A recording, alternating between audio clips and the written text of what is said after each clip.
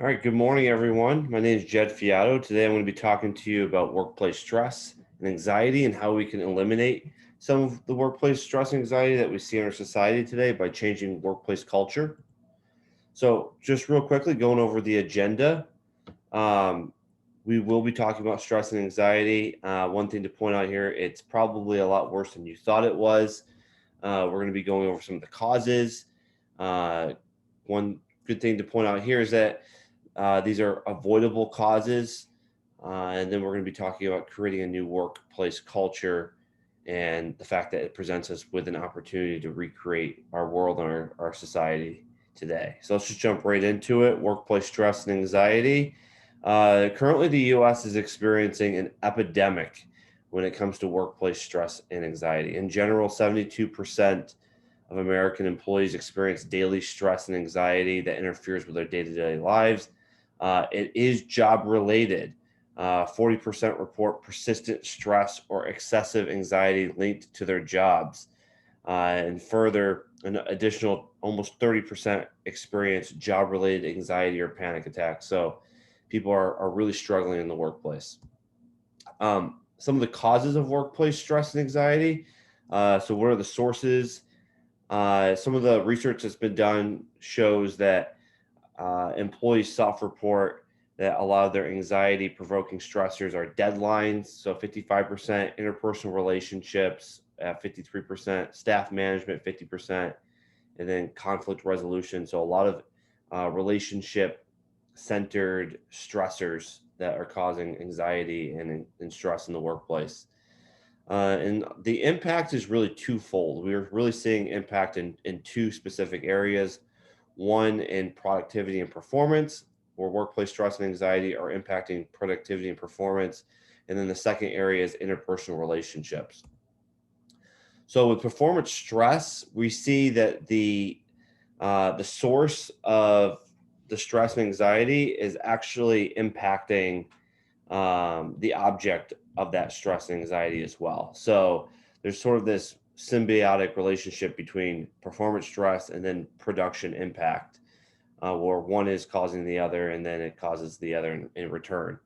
So the very thing that is causing the stress is the object of impact when it comes to performance. Employees identified stress as a cause for decreased work performance at almost 60% with 56%, and then a decrease in quality of work. So over half of the work that's being done is not being done at a quality level. We see the same sort of thing with relationships stress. So relationships are causing stress, and then relationships in the workplace are being impacted by that stress. So another symbiotic relationship there. And recent studies are showing that employees identify workplace stress as having a negative impact when it comes to relationships with coworkers, relationships with superiors, and then I found this one really interesting, avoiding social situations at 73%. So a huge majority there. Um, we're seeing that folks are feeling isolated, uh, not wanting to interact with their coworkers and other people in the workplace. Not good considering that work is a social activity. Becoming short tempered, not participating in meetings, and all these numbers are hovering between 40 and 50%. So over half the workforce is struggling with this. COVID-19 has made matters much worse when it comes to stress and anxiety. The workplace has seriously changed since the pandemic. Folks are working remotely, virtually, and this is a new experience and a new experiment in the world, really. So it's causing a few different factors to arise with social isolation and separation. So folks are feeling self-reporting that they're feeling more isolated, more separated. They're having difficulty navigating relationships even more as things become more complex with relationships being mostly virtual interactions. We all can relate with this, right? Our calendars are packed with Zoom meetings from start to finish. And there's this always on mentality that is really having an impact on people's mental health as well, where folks are more engaged in work than they ever have been. Um, Prior to the pandemic, if you went to work, you went to a physical location, meaning that mentally you could check a box when you left, that your work was done, you left at home, you didn't bring your laptop with you. Some of us had work phones, but now we all have work phones and we're constantly getting notifications on our email. We always have our laptops out, and the structure to our day is not as consistent as it once was. This is causing a digital distraction, which I mentioned with phones, tablets. We're always connected to a screen. We're always connected to our work virtually. And this is creating an overwhelming feeling for a lot of people when it comes to work. Um, Nearly 70% of American workers report that the COVID-19 pandemic has been the most stressful time of their career. And then 88% of employees report that moderate to extreme stress in the early months of the pandemic. So, which makes sense, right? Folks are dealing with a public health crisis early on. We didn't really know what to expect. We had news reports saying that 10% of the population was going to get wiped out. It was a very scary and stressful time, just to be a human being, apart from being someone who is a full-time worker. So our work has been dramatically impacted by these stressors on outside stress, but the problem was there prior. It's become much worse now as the pandemic has rolled. Burnout rates are soaring. So prior to the pandemic, as I indicated, we were already having burnout problems. This was sort of a growing topic in the workplace and the human resource department, but we had a rate of about 42% prior to the pandemic. Burnout rates now, during and post pandemic, are hovering around 70%, and 90 over 90% of businesses are reporting um, that increases in workday duration is putting employees at risk. So we understand this, that when people work longer, they're more at risk to burn out.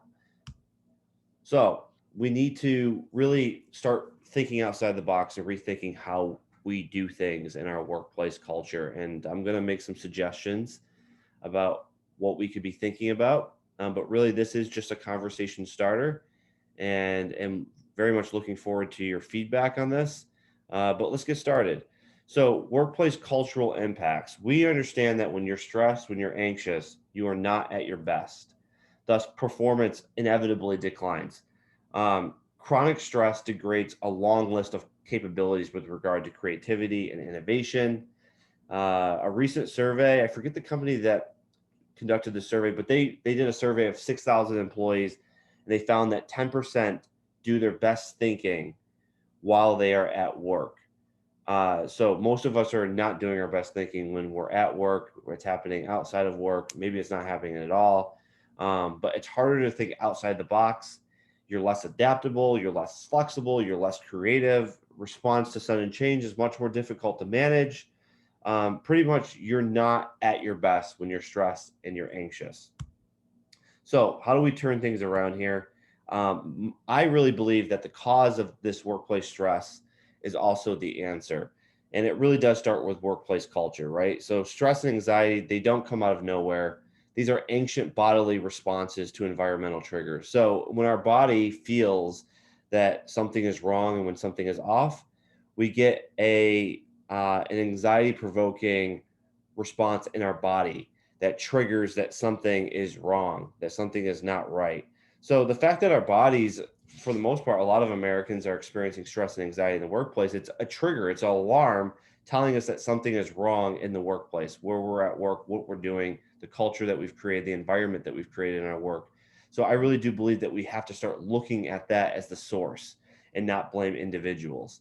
So the way that we think about work, the way that we do work in America, I'm going to suggest that we're not doing it to the best of our abilities, that we should start rethinking how we do work in America. So, continuing with this thought, we just need to ask the people, right? The people that are stressed, the people that are dealing with anxiety in the workplace, what are they identifying? And from the research that I just showed on a few slides back, they identify deadlines, work schedules, management, relationships. These are all embedded into the workplace culture and require us to really evaluate that workplace culture and some of those individual items that make up our culture in order to deal with stress and anxiety in the workplace. So I'm going to say something that's pretty controversial, not really controversial. but it's pretty simple actually, right? If you want a creative, innovative, and productive work environment, then you have to adopt a work culture that fosters creativity, innovation, and production. So starts with culture. These are a couple of questions to be asking yourself as we move forward here. But what are your organizational values, and how were those values decided upon? Um, and really building off that second question, who participated in making those organizational values? So keep those three questions at the front of your brain as we move forward here. But again, thinking about who's participating, what's the mechanism, what's the system for designing and deciding upon what those values are in your workplace. Keep those questions front and center. So I really do believe that freedom plays a big part and creating a healthy workplace culture, right? Freedom generates innovation and creativity. When people have the freedom to think, when people have the freedom to think outside the box, when people have the freedom to make suggestions, to express themselves, to be a genuine version of themselves, when people feel free to be comfortable, that is when we're unlocking the full capability of what people have in terms of potential to deliver. So one thing to be thinking about here is, does your company or the organization you work for, are they conscious about creating time and space for creative thinking and innovative thinking? So make brainstorming sessions normalized within the work week. This is something that is shocking that this is not already a norm. But our calendars from start to finish, especially during COVID and during this pandemic, have been chock full with calendar Zoom meetings, and a lot of times we don't even have the time available to even do the work that's assigned to us in our job description, because we're in so many Zoom meetings that we don't have the time to even do our work, let alone have space to not do anything and just to brainstorm ideas and to think outside the box to address certain projects or issues that you're having at work. So be thinking about consciously creating time and space to do creative thinking. Another big piece to this when it comes to freedom is the freedom to make mistakes. Do you encourage your people in your workplace to make mistakes, to stop worrying about getting everything perfect? Is there a standard that you've established in your workplace that you require everyone to reach for in terms of hitting that target? Or do you allow for freedom to make mistakes, to try new things out, and with the expectation that they might not work out, and that the fact that they might not work out is totally okay, and it's part of the process of figuring things out? If you don't have that as a standard in your workplace, then I would encourage you to start rethinking what standards you do have in your workplace and what sort of implicit pressures you're placing on people about hitting a standard. So I start here. Emphasize learning over perfection. Right? We're not trying to get everything right all the time. And matter of fact, getting everything right all the time implies that there's nothing new to learn. Right? Because if you're got a standard and that standard is always what you're reaching for, and as long as you do the bare minimum and reach your quota and hit your targets, then there's no real reason to do any thinking that's outside of that. There's no real reason to challenge the status quo or to push beyond the barriers that you've established for yourself and the boundaries that you've established for yourself in your workplace. So redefine what success means, redefine what failure means. A lot of times, what we've traditionally defined as failure is actually not failure when we are thinking in this large macro level approach to doing business, right? Because failure is seen no longer as making a mistake, but is seen as an opportunity to learn and as an opportunity to grow in terms of what we can do as an organization. So making mistakes shouldn't be viewed as making a mistake. It should be viewed as an opportunity to learn and grow. So how do we create an innovative culture in our workplace? I believe it starts with evolution, the acceptance of growth, the acceptance that you as a business, as an organization, nonprofit, government agency, are no longer going to be staying the same, that you're going to evolve, that you're going to grow, that you're going to push the boundaries. So don't get tied down with um, your mission and your identity. Allow yourself to grow. Allow yourself to move outside of the norm. Yeah, so don't get tied down with your mission and identity. I know that's a shocking thing to say, but when you have based your entire identity around your mission and about around what you've established in terms of what the boundaries are for your business or organization, then you don't allow yourself to grow outside of that. And so I really do believe that your mission should be the place where you start as an organization in terms of thinking about identity and thinking about culture. Mission is a great place to start, but it's not a good place to finish. The place that you want to finish evolves beyond your mission. Your mission is sort of just a seed that you plant, and your culture is a tree that blossoms out of that mission. So make your mission filled with tenets like growth, evolution, progress, and learning, so that you have built into the culture from the very beginning the standard of growth and evolution. So your organization, and this might be the most important thing that I say today, your organization should be a reflection of the people that work in it, not the other way around. You do not want to force your people into molding into something that they're not, because then they're not going to be a genuine reflection of who they actually are. They're not going to be presenting as who they are, which means that they're not comfortable, that they're not doing their best work because they're not being able to show you what they're capable of, because you have fit them into a narrow mold of what it means to be an employee at the place that you work. So have a set of goals, but don't define how you get there. Effective leadership is a big part of creating culture, right? Effective leaders empower the people around them. They don't empower themselves. They're not, at least they're not looking to just empower themselves or build a career off of their leadership position. They're looking to become an effective leader by empowering people around them. They're interested in the collective, in the team environment, not in the individual. Unfortunately, a lot of our individuals that are leaders in our organizations are using their leadership as an opportunity to grow as an individual, not necessarily grow the people around them, because they're careerists. They're looking to develop their career. And this is understandable in our current work environment, where we do have sort of a survival of the fittest mentality when it comes to everything, even if you don't really understand how deep that goes into our engineering as people in this culture that we live in. But we do sort of have that survival of the fittest mentality, and a lot of our leaders um, identify their leadership in terms of how well they're able to manage projects and manage people in terms of hitting deadlines and hitting targets, instead of identifying their leadership and building a team that functions well and making sure that everyone's happy.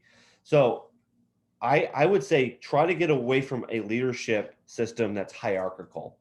Work on developing a leadership system that is collective, where people are able to sort of co-manage and manage themselves. Allow everyone to participate in the decision-making process. This creates buy-in. If you want people to stay in your organization, if you want people to stay in your business, you need to have buy-in. They need to feel like they're a part of the system, that they're a part of the culture, that they're a part of something that's being built. If they are just seen as pawns on a chessboard and they're not in charge and they don't have any autonomy, they're going to move on, because people are not designed to be that way. So stop managing, start supporting, and pull back on that managed environment and reduce the need for management. I think if anything, this pandemic has proven with our virtual work environment that people don't need a manager hovering over them 24 hours a day to make sure that their work is being done. People are really effective independently. So questions to ask to determine if you have a collective management workplace culture: is your workplace cooperative? And what I mean by that is really what I described in the last slide is, do you have a collective management process in place, a system in place that allows everyone to make their voice heard, to express themselves, and the freedom to think, and also the freedom to make decisions on their own? Who creates the rules in your organization? Do you have a top-down approach, or do you sort of have a more uh, a collective approach where everyone is participating at the grassroots level?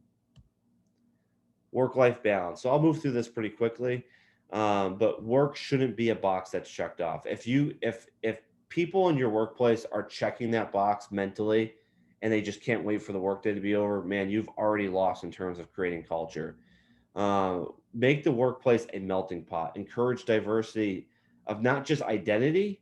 A lot of times, I think that we check the diversity box as an organization if we hit a certain quota of um, gender and sex and race in our workplace, and that's just really the beginning of where identity starts. Right? Identity is also encompassed in expression, speech, dress, and style, and so we want to encourage diversity, not just in racial and gender and sex, but also in expression and speech and dress and style. So get away from the one size fits all approach.